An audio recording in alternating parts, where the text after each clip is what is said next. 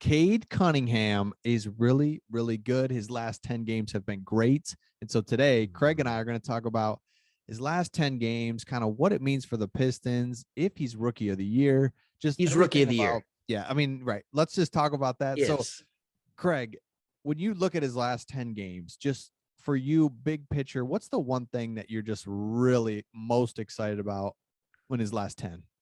Figured it out. So this is, I know it's a common phrase in the sports world. You see an athlete, they're playing, and then all of a sudden the game slows down for them. Mm-hmm. And all of a sudden you're seeing Cade Cunningham. It's like he's playing faster while still being more comfortable with what he's doing. It is truly remarkable. He's scoring from the outside. He's scoring from the inside. He's beating people off the dribble, his use of screens. Like, there is nothing that he's not really doing well right now. He is truly the best player on our team, on a team that over the last 10, I think is 6-4, something like that. Right.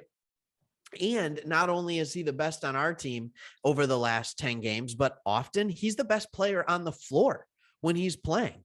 I mean, you see what he's averaging. He's at 20.5 points. He's at 7 rebounds, 5.4 assists. He's a fantasy basketball stud, but it goes beyond that. Look at his plus minus down in the bottom right, plus 27 points.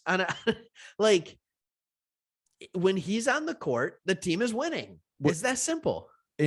Dude, I saw this documentary about, it was a point guard who was shaving points, and his whole thing was, he was so good. I can't remember the documentary, but he was shaving points because he controlled the game. He's like, tell me what I got to do. Like, well, you can win, but don't win by more than 6. Done.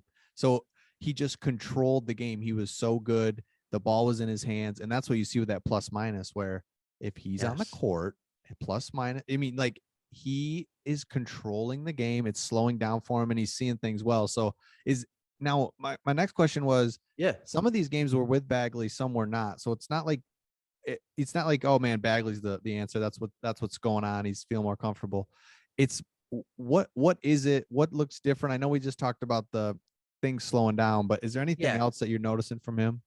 Yeah, there's a couple things that I'm noticing. One is that he's finishing through contact better.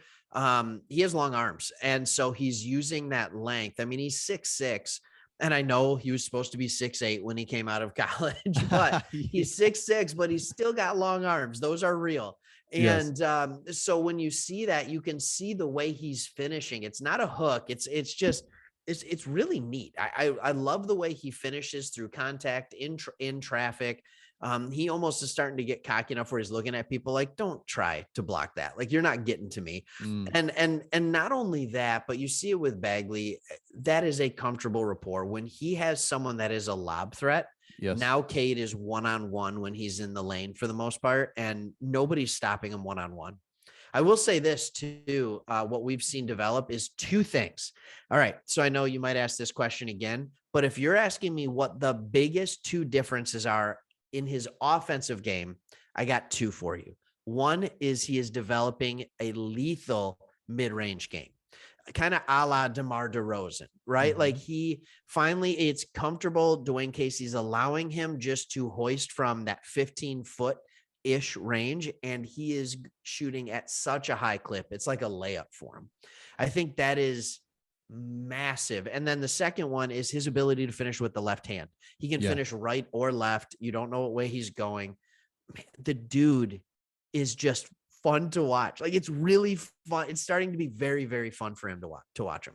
Is this sustainable based on what you've seen? Like, is it like, hey man, he's rolling, he's Jeremy Lin, or is it like, no, this is who he is. This is what we thought. This is what we were hoping for.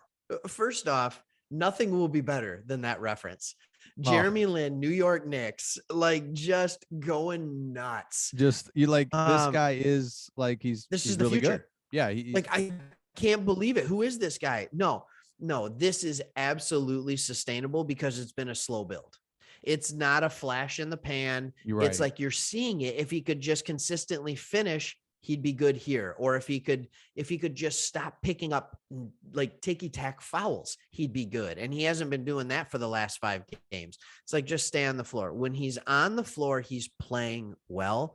And I truly do think it's sustainable. And now he's put together a really nice run of consistency. And I know 10 games isn't a sample size, but this is about the time rookies are usually hitting their wall. Right. Like he's busting through that thing.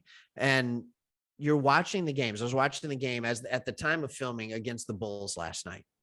And the amount of times the announcers said, like, they don't know how to stop him in the first half. Like they could not stop him because no matter what they did, he was finishing, he was making plays, he was passing. Like it was, there's nothing, he doesn't have a major hole in his game. That's why it's sustainable. Okay. No big hole. And that was my next question is if there was one thing you'd like to see next year or him improve on. Oh yeah. What would that be? 3-point shooting.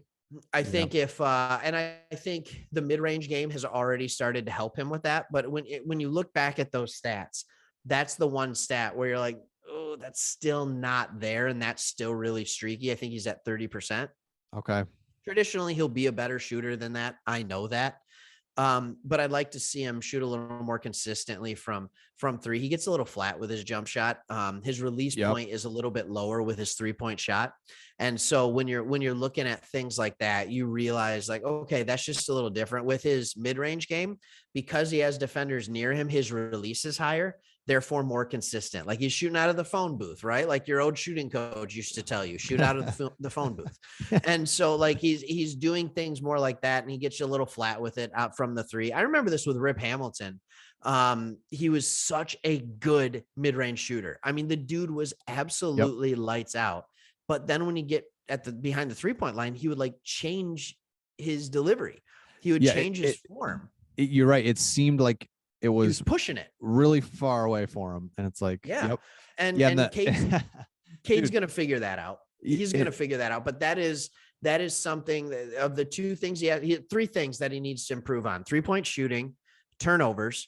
And he's already starting to get a little bit better with the turnovers during this 10-game streak, and dumb fouls.